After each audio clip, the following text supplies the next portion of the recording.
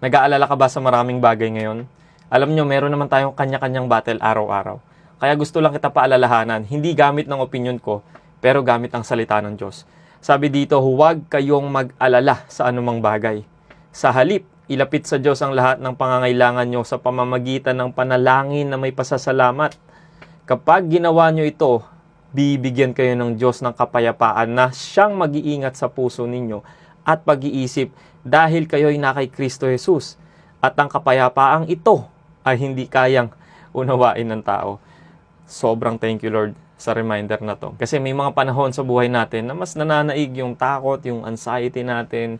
Totoo naman yun. Yung mga gabi na hindi ka makatulog, sobrang daming tanong sa isip mo, papasa ka ba sa school, matatanggap ka ba sa trabaho, mapopromote ka ba, sapat ba yung pera namin pambayad ng bills ngayong buwan. Yung iba nakikipag-battle sa mga sakit. Ang tanong nila, gagaling pa ba sila? Or maaaring nawalan ka ng mahal sa buhay at ngayon, hindi mo kinakaya yung sakit. Lahat po yan ay parte ng buhay natin. No? It's inevitable. That's why it's very important to go back to the Word of God. Lagi tayong babalik sa salita ng Diyos. Kasi maraming lies, kasinungalingan na tumatakbo sa utak natin. Minsan, nagdodwell tayo doon, kaya nagiging unproductive tayo, hindi na tayo nakakabangon, at mahirap po talaga, lalo sa mga panahon na feeling mo wala ng pag-asa. Pag binasa nyo yung salita ng Diyos, diba?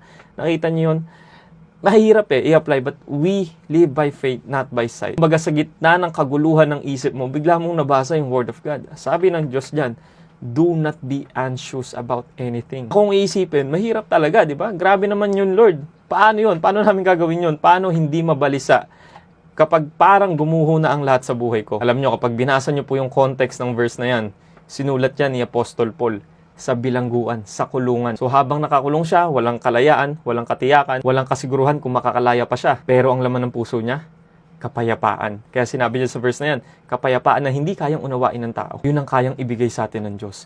Kapag naka-anchor tayo sa Kanya. Tulad ni Paul, alam niya na yung kapayapaan niya hindi nakabase sa kawalan ng problema, kundi sa presensya ng Diyos. Kala kasi natin yung kapayapaan dumadating lang kapag maayos ang lahat. Pero ang sabi ng salita ng Diyos, ang kapayapaan ay pwedeng dumating kahit hindi pa maayos ang lahat dahil hindi yan nakasalalay sa sitwasyon. Nakasalalay yan sa Diyos na may hawak ng sitwasyon. Kasi yung mga problema, hindi mawawala sa buhay natin yan. Habang nandito tayo sa mundo, meron at meron tayong problema.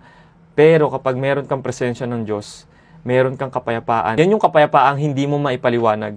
Pero ramdam mong totoo. Hindi dahil na ayos na ang lahat, kundi dahil hawak ng Diyos ang lahat. God is sovereign. Amen?